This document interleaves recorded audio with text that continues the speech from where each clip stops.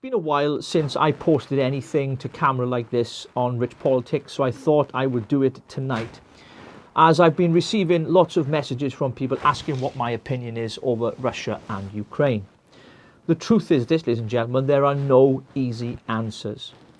I'm opposed to all kinds of war for a whole number of reasons, and I suppose many would class me as a pacifist, apart from the right to defend yourself.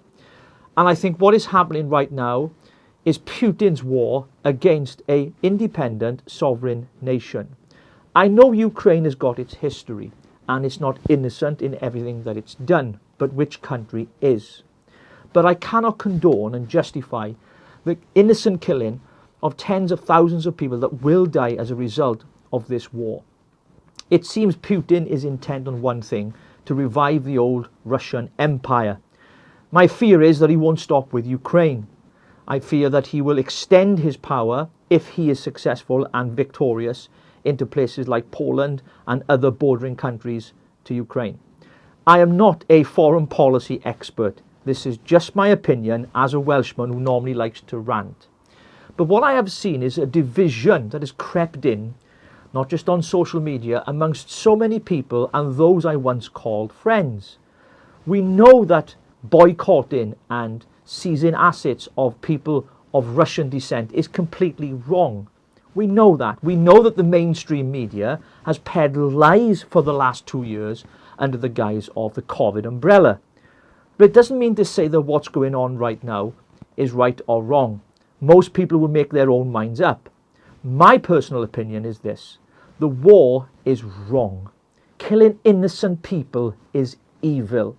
And any man in power, president, prime minister or otherwise, that can take protesters off the streets and give them a 14-year prison sentence for protesting against government policy, then you need to be very worried and concerned. Tyrants and dictators come and fall. We've seen it throughout history. But in the midst of all of this, we have forgotten other essential things, like the cost of living here in Wales and around the UK, and the impact this war is going to have on tens of millions of people around the world. The refugee crisis, the huge humanitarian cost, and what it's going to take for NGOs and many other people to support those fleeing this war-torn country. These really are refugees. We've allowed economic migrants to come to our country for far too long.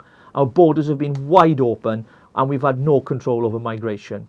But this is a real crisis, and it's going to take an international cooperation for us to be able to help and support millions of families that will end up in other parts of Europe and here in the UK. Now, some have argued, well, you know, when UK is not taking as many as Poland.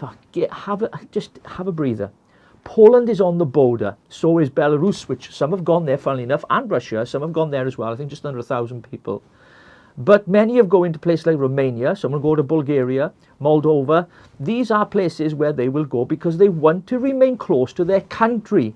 So stop this left-wing virtue signalling bashing of people and the UK government by saying, well, the UK is racist, fascist, and it's not letting them in. Because that's what you're saying in effect, and we know it's a load of baloney. So my take on it is this: I fear for the lives of innocent people.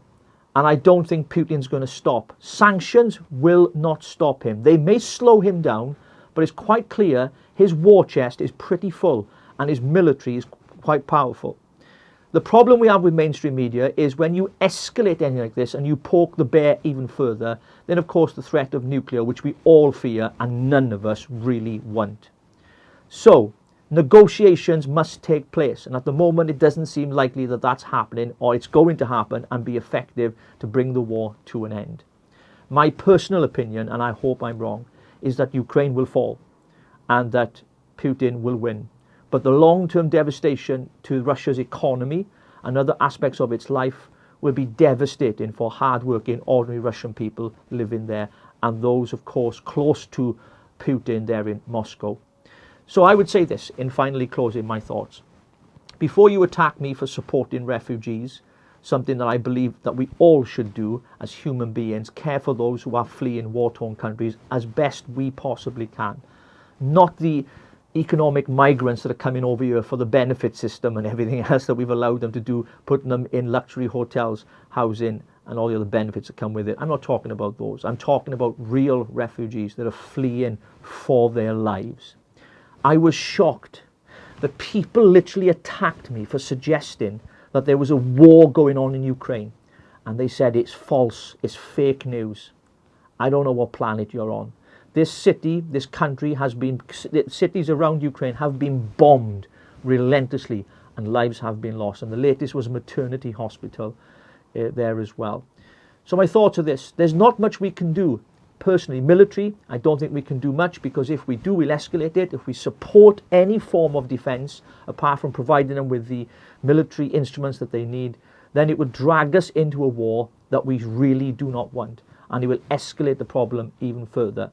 Those are my thoughts. So pray for Ukraine, pray for Russia, pray for the people, because they're the ones that matter the most.